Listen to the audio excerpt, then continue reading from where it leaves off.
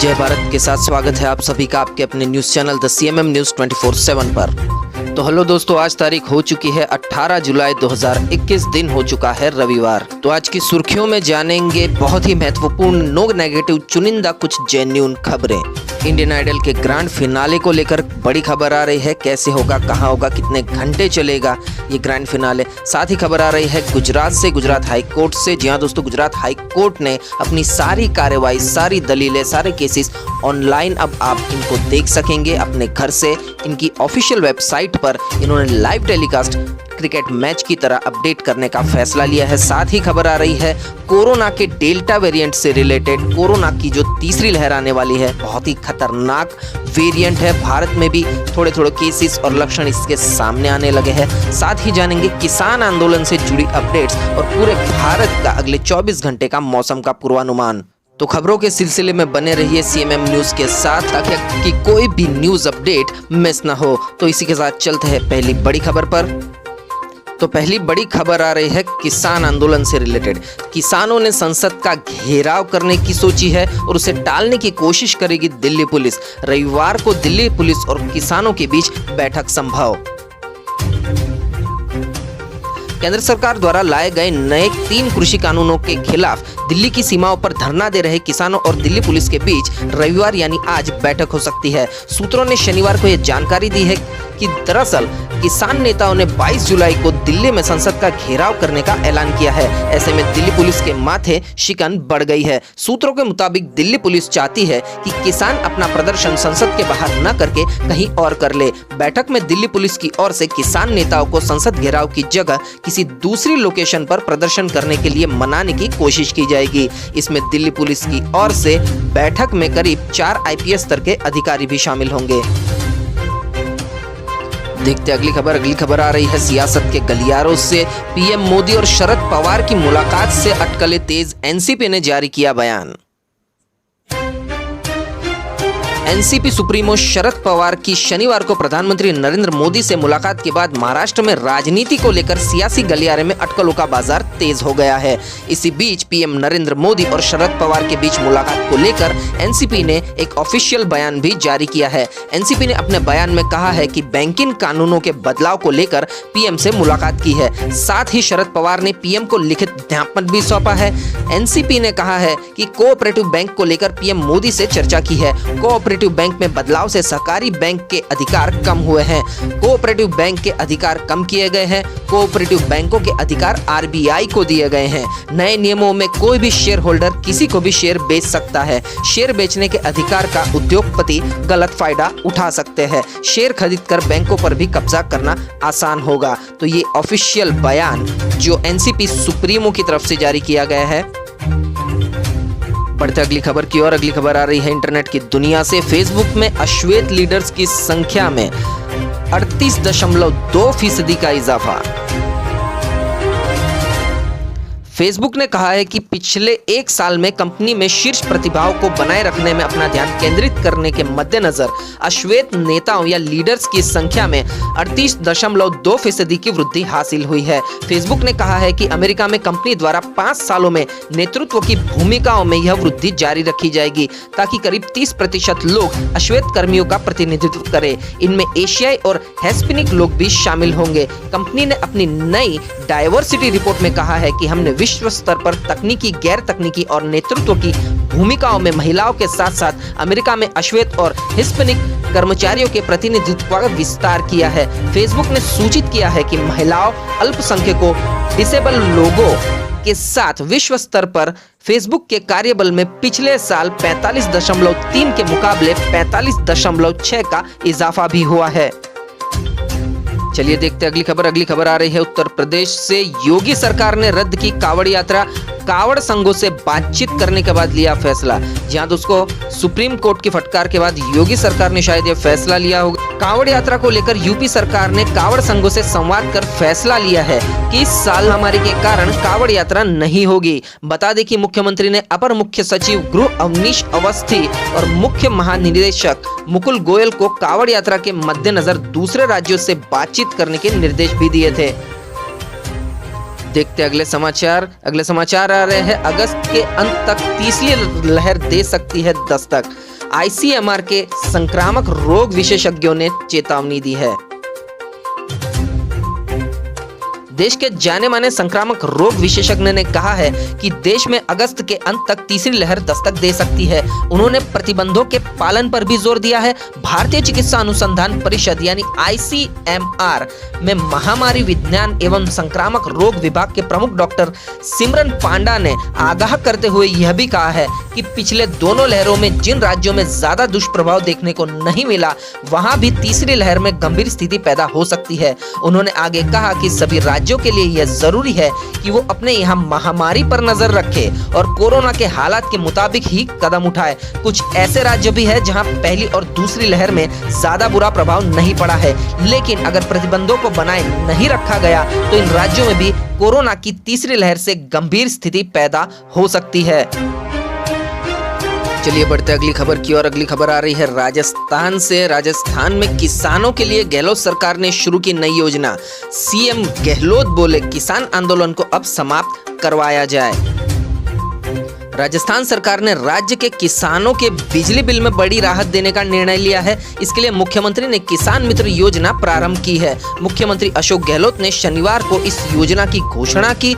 इस योजना के तहत राज्य के प्रत्येक किसान परिवार को बिजली के बिल पर 1000 की राशि प्रति माह अनुदान के रूप में दी जाएगी। यह अनुदान सीधे किसानों के बैंक खातों में ट्रांसफर किया जाएगा। इस योजना का लाभ सभी इस साल मई महीने के बाद जारी किए गए बिजली बिलों पर लागू होगा। इस मौके पर गहलोत ने कहा कि केंद्र सरकार या तो कृषि कानून वापस ले ले या फिर किसानों को संतुष्ट करे। किसान आंदोलन को अब समाप्त करवाया जाना चाहिए। उन्होंने कहा कि लोकतंत्र में आंदोलन इतने लंबे नहीं चलते। लोकतंत्र में विपक्षी दल हो या फिर आम आदमी, सबकी बात सुननी पड़ती है। केंद्र सरकार को चाहिए कि किसानों का जो आंदोलन 6 महीने से चल रहा है उसे खत्म करवाने को लेकर पहल करे। तो ये बयान आया है राजस्थान से। वहां के मुख्यमंत्री अशोक गहलोत ने ये बयान दिया है। चलिए देखते हैं अगली खबर। अगली खबर है सुप्रीम कोर्ट से रिलेटेड। 30 साल से जेल काट रहे उम्र कैदी ने सुप्रीम कोर्ट से लगाई गुहार। 1996 से निलंबित है सजा के खिलाफ अपील। कानून में सजा के खिलाफ अपील का अधिकार इसलिए दिया गया है ताकि अगर कोई निचली अदालत के फैसले से संतुष्ट नहीं है तो उच्च अदालत में फैसले को चुनौती दे सके। लेकिन अगर उच्च अदालत में अपील ही 25 साल तक निलंबित रहे और व्यक्ति को जेल काटना पड़ा हो और वो जेल काट भी रहा हो तो अपील के इस अधिकार का क्या मतलब रह जाता है। ऐसा ही एक मामला सुप्रीम कोर्ट में आया है। जेल काट रहे उम्र कैदी इसहाक ने कहा है कि सजा के खिलाफ उसकी अपील 1996 से इलाहाबाद हाई कोर्ट में निलंबित है। चलिए देखते हैं अगली खबर। अगली खबर आ रही है पश्चिम बंगाल से। देश में एक मजबूत विपक्ष का विकल्प खड़ा करने की तैयारी में है तृणमूल कांग्रेस। लोकसभा में कांग्रेस के बाद सबसे बड़ी विपक्षी पार्टी तृणमूल कांग्रेस ही है। वहीं हाल ही में संपन्न बंगाल चुनाव में मिली ऐतिहासिक जीत के बाद अब तृणमूल कांग्रेस राष्ट्रीय स्तर पर पार्टी के विस्तार की रणनीति पर काम कर रही है। इसके तहत दूसरी विपक्षी पार्टियों को अपने साथ जोड़ने में लगी है। इनकी रणनीति है कि देश में एक मजबूत विपक्ष का विकल्प खड़ा किया जाए जो कांग्रेस के बगैर होगा।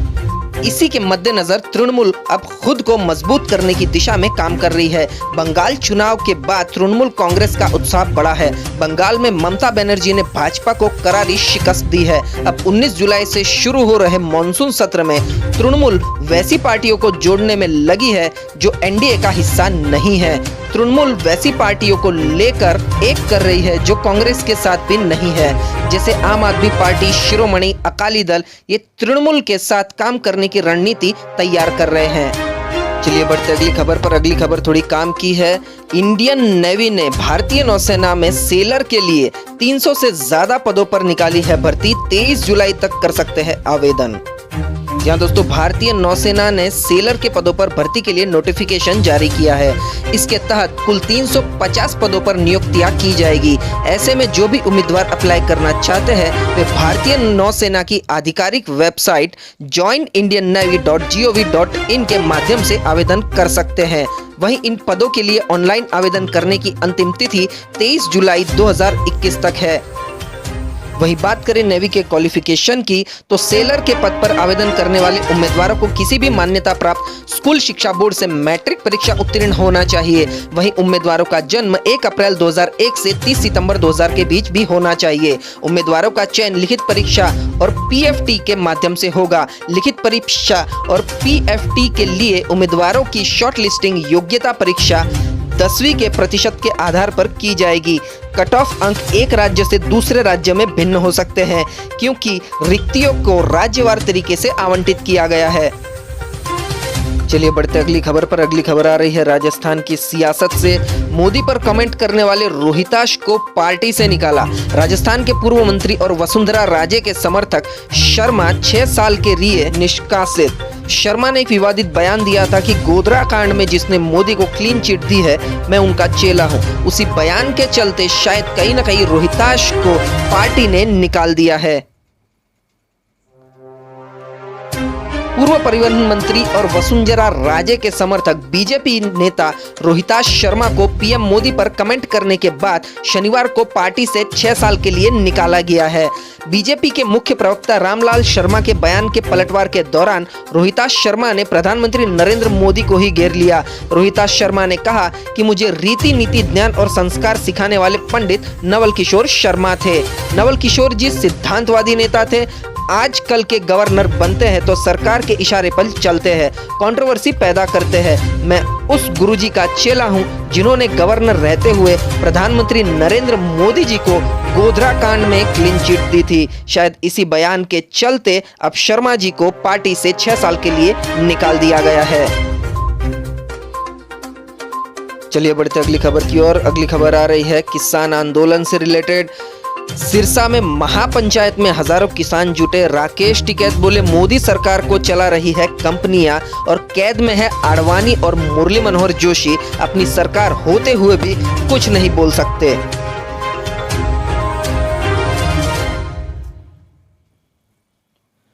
डिप्टी स्पीकर रणबीर गंगवा व सुनीता दुग्गल के घेराव के मामले में गिरफ्तार किसानों की रिहाई की मांग करते हुए किसानों द्वारा शनिवार को शहीद भगत सिंह स्टेडियम सिरसा में महापंचायत का आयोजन किया गया। इस दौरान जिले भर में धारा 144 लागू रही। इस महापंचायत में राकेश टिकैत समेत संयुक्त किसान मोर्चा के तमाम नेता पहुंचे। वहीं हजारों की संख्या में किसान भी जमा हुए थे। हालांकि भूषण शाह चौक पर पुलिस ने बैरिकेडिंग लगाकर किसानों को रोकने की कोशिश की, लेकिन किसान उन्हें हटाकर आगे बढ़ गए। वही राकेश टिकैत ने केंद्र और राज्य सरकार के खिलाफ खुलकर बयान दिया। टिकैत ने कहा कि भाजपा वाले गफलत में है कि ये उनकी सरकार है, जबकि भाजपा की सरकार नहीं है, मोदी की सरकार है जिनको कंपनियां चला रही है। अगर किसी पार्टी की सरकार होती है तो अब तक किसानों से बातचीत हो गई होती। राकेश टिकैत यही नहीं रुके, उन्होंने यहाँ तक कि कहा कि भाजपा के नेता आडवाणी और मुरली मनोहर जोशी जैसे बड़े नेता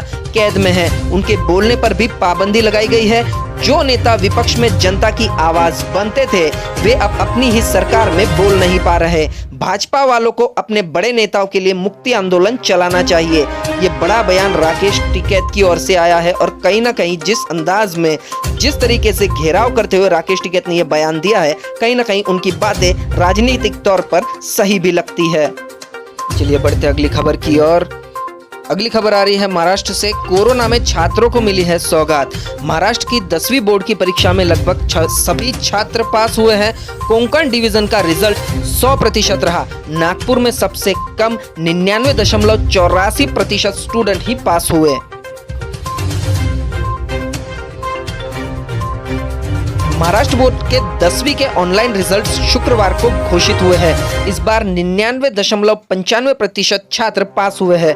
कोंकण डिवीजन में सबसे ज्यादा 100% छात्र पास हुए हैं। कोविड-19 की वजह से इस बार छात्रों को महाराष्ट्र राज्य माध्यमिक और उच्चतम माध्यमिक शिक्षा बोर्ड ने आंतरिक मूल्यांकन के आधार पर पास किया है, इसलिए पास का परसेंटेज इतना ज्यादा है। छात्र अपना रिजल्ट mahscboard.in व maharesult.nic.in पर जाकर चेक कर सकते हैं। बढ़ते अगली खबर की ओर। अगली खबर आ रही है टीवी की दुनिया से। इंडियन आइडल 12 का ग्रैंड फिनाले 12 घंटों तक प्रसारित होगा। इंडियन आइडल 12 का ग्रैंड फिनाले एपिसोड इंडस्ट्री की बड़ी हस्तियों की मौजूदगी में पिछले सभी विनर करेंगे परफॉर्म। जी हाँ दोस्तों, पिछले कई हफ्तों से सोनी टीवी पर चल रहा सिंगिंग रियलिटी शो अब अपने आखिरी पड़ाव पर पहुंच चुका है।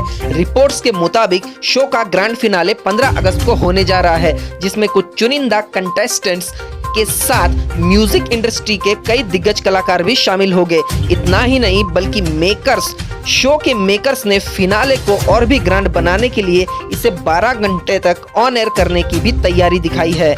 हाल ही में आई टेली चक्कर की एक रिपोर्ट्स के मुताबिक शो के फिनाले एपिसोड को सोनी टीवी पर 12 घंटों तक ऑन एयर किया जाएगा, जिसमें पिछले सभी सीजन के विजेता परफॉर्म करने वाले हैं। इसके अलावा शो में इंडस्ट्री की कई बड़ी हस्तियां भी शामिल होकर इसे ज्यादा शानदार बनाने वाली है। देखते अगली खबर। अगली खबर आ रही है जापान से। ओलंपिक पर कोरोना का साया। गेम्स शुरू होने से 6 दिन पहले खेल विलेज खेल गांव में पहुंचा संक्रमित।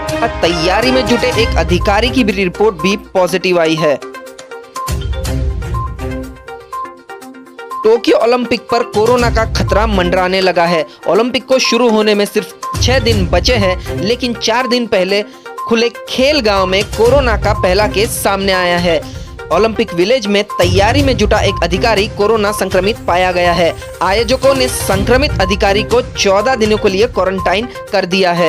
इससे पहले भी जापान में मौजूद एक खिलाड़ी और 5 कर्मचारी कोरोना संक्रमित पाए गए थे। वहीं ब्राजील की जूडो टीम जिस होटल में रुकी है, वहां के 8 कर्मचारियों के भी संक्रमित होने का मामला सामने आया है।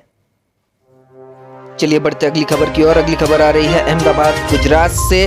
गुजरात हाईकोर्ट ने रचा है इतिहास। देश में पहली बार ऑनलाइन लाइव स्ट्रीम करेंगे अदालत की सारी कार्रवाई। जी हाँ दोस्तों, गुजरात हाईकोर्ट ने यह अहम फैसला लिया है और हाईकोर्ट में चल रही सारी की सारी कामगिरी, सारी की सारी हरकतें आप ऑनलाइन अपने घर बैठे देख सकते हैं। इतना ही नहीं, उसमें जो दलीलें होती है, जो पक्ष विपक्ष की बातें होती है, सारी चीजें आप हाईकोर्ट की ऑफिशियल वेबसाइट पर देख सकेंगे। और इसी के रिलेटेड एक अगला बयान आया है। एक चेतावनी जारी की है चीफ जस्टिस ऑफ इंडिया ने कि अदालती कार्रवाई के सजीव प्रसारण को सीजेआई ने 2 धारी तलवार बताया है। गुजरात हाईकोर्ट की कार्यवाही का सीधा जीवंत प्रसारण होने जा रहा है, उस पर जस्टिस रमन्ना ने एक सुझाव दिया है।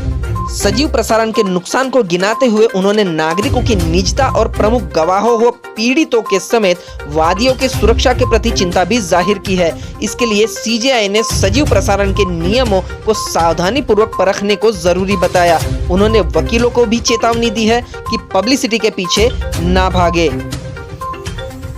तो अब सीएमएम वेदर अपडेट्स में जानते हैं मौसम का हाल कैसा रहेगा। अगले 24 घंटे का भारत के मौसम का पूर्वानुमान।